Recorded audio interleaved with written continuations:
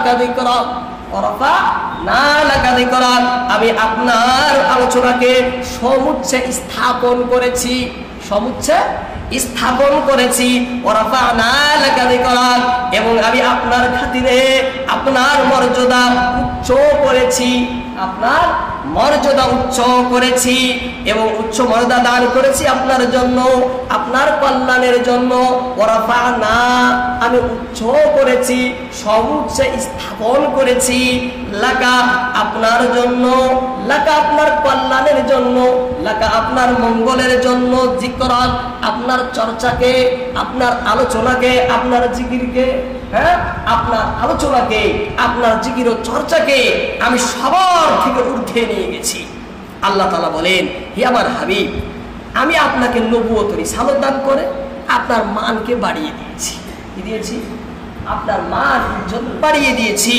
আমি রূহের জগতে আপনার আলোচনা করে সেখানেও আপনার মান এবং আপনার চর্চা আলোচনা সেখানেও পৌঁছে দিয়েছি।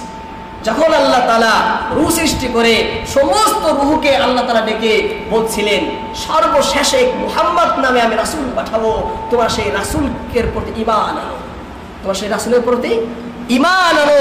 এই কথার দিকে ইঙ্গিত করে আল্লাহ বলছেন যে সেই রূহের জগতেও আমি আপনার মান উচ্চ করেছি, করি নাই? আপনার ইজ্জতকে আমি বাড়িয়ে দিয়েছি এবং আপনার মানকে আমি ফেরেশতা জগতেও আপনার সুখ্যাতি, আপনার নাম ও চর্চা সেখানেও পৌঁছে দিয়েছি।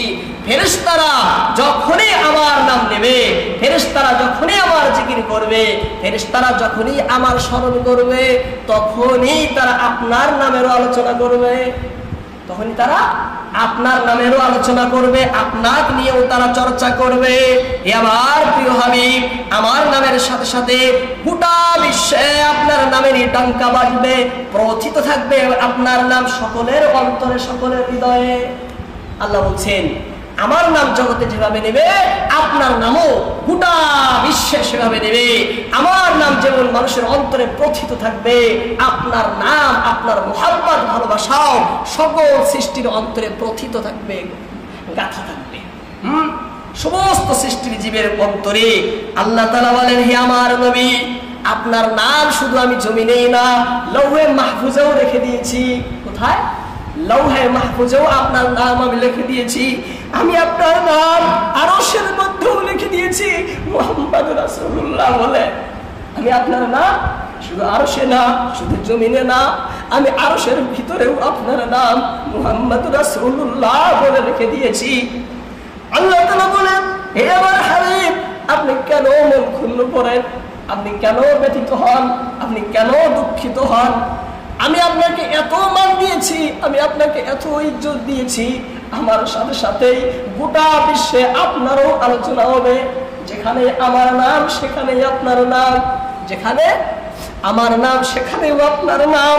কলেমায় জবান পড়বে লা ইলাহা ইল্লাল্লাহ, তার সাথে সাথেই বলবে মুহাম্মদ রাসূলুল্লাহ। সব জায়গায় আপনার নাম আমি রেখে দিয়েছি। আল্লাহ তাআলা বলেন, হে আমার হাবিব, শুধু এখানেই না, আমি আযানের ভিতরেও আপনার নাম রেখে দিয়েছি। কোথায়? আযানের ভিতরেও আমি আপনার নাম রেখে দিয়েছি। যখন মুয়াজ্জিন বলবে আশহাদু আল্লা ইলাহা ইল্লাল্লাহ, তারপরেই পরে আপনার নাম বলবে ওয়া আশহাদু আন্না মুহাম্মাদার রাসূলুল্লাহ। আপনার নামের সাথে সাথে নামাজেরও আমি নামাজেও আপনার নাম রেখে দিয়েছি। যখন নামাজে নামাজ পড়বে, বৈঠকও যখন বসে যাবে, আমার নাম মানুষ বলবে আত্তাহিয়াতু লিল্লাহ ওয়াস সালাওয়াতু ওয়াত তাইয়্যিবাত। তারপরে পরেই মানুষ আপনার নাম নেবে, আসসালামু আলাইকা ইয়া আইয়ুহান নাবিয়্যু ওয়া রাহমাতুল্লাহি ওয়া বারাকাতুহু। আযানেও আপনার নাম রেখে দিয়েছি, নামাজেও আপনার নাম রেখে দিয়েছি। ইয়া রাসূলুল্লাহ, শুধু এখানেই নয়, যখন দুনিয়ার গোটা পৃথিবীর মধ্যেই যখন খতিবে যখন খুতবা দিবে, বলবে আলহামদুলিল্লাহি রাব্বিল আলামিন, তারপরেই বলবে ওয়াসসালাতু ওয়াসসালামু আলা সাইয়্যিদিল মুরসালিন। এক কথায় আল্লাহ বলেন, হে আমার নবী, আপনি কেন মন ক্ষুণ্ণ করেন? আপনি কেন এত ব্যথিত হন? আমি তো আপনার নাম গোটা বিশ্বে প্রচার করে দিয়েছি, সকলেই আপনার নাম ইজ্জতের সহিত নেবে, সকলেই আপনার নাম সম্মানের সহিত নেবে, সকলেই আপনার সাথে মুহাব্বত হয়ে যাবে। যদি আপনাকে কেউ গালি দেয় তবু আপনার প্রশংসা করবে, তারপরে গালি দিবে। হ্যাঁ, আগে প্রশংসা করবে তারপরে গালি দিবে। তার প্রথম শব্দই বলে দিবে তুমি যার গালি দিচ্ছ সে গালির উপযুক্ত না, তুমি যার গীবত করো সে গীবতের উপযুক্ত না, তুমি যার মন্দ বলো সে মন্দতার উপযুক্ত না। যখনই মানুষ গালি দিবে বলবে মুহাম্মদ। মুহাম্মদ শব্দের অর্থই হলো যায় মহাপ্রশংসিত। হ্যাঁ, যার প্রশংসা করা হয়, যার যে গুণের অধিকারী, যে গরিমার অধিকারী, যে বৈশিষ্ট্যের অধিকারী, যে উত্তম চরিত্রের অধিকারী, গোটা সৃষ্টিতে যার সব সময় প্রশংসা হয় তাকেই বলে মুহাম্মদ। মুহাম্মদ নিবে তারপরে গালি দিবে, মুহাম্মদ শব্দই বলে দিবে তুমি যাকে গালি দিচ্ছ সে গালির উপযুক্ত না, সে গালির উপযুক্ত না।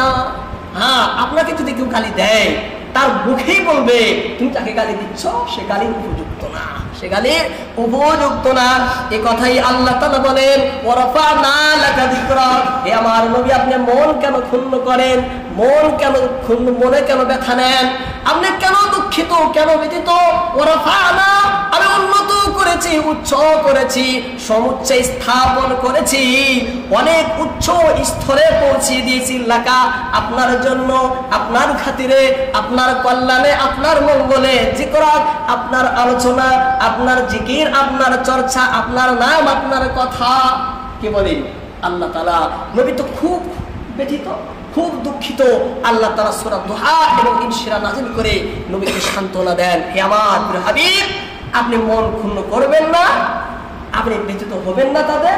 আর আপনি যে আমাকে বলছিলেন হে আল্লাহ আমি আপনাকে কি দিয়েছি, জিজ্ঞেস করছিলেন শুরুতে যে আল্লাহ আপনি তো মুসাকে কালিমুল্লাহ বানিয়েছেন, ঈসাকে রূহুল্লাহ বানিয়েছেন, ইব্রাহিমকে খলিলুল্লাহ বানিয়েছেন, হযরত সুলাইমানকে সাহিবুল মামলুকাত বানিয়েছেন, হযরত দাউদকে খলিফাতুল্লাহ বানিয়েছেন। হে আল্লাহ বলুন আমাকে কি বানিয়েছেন?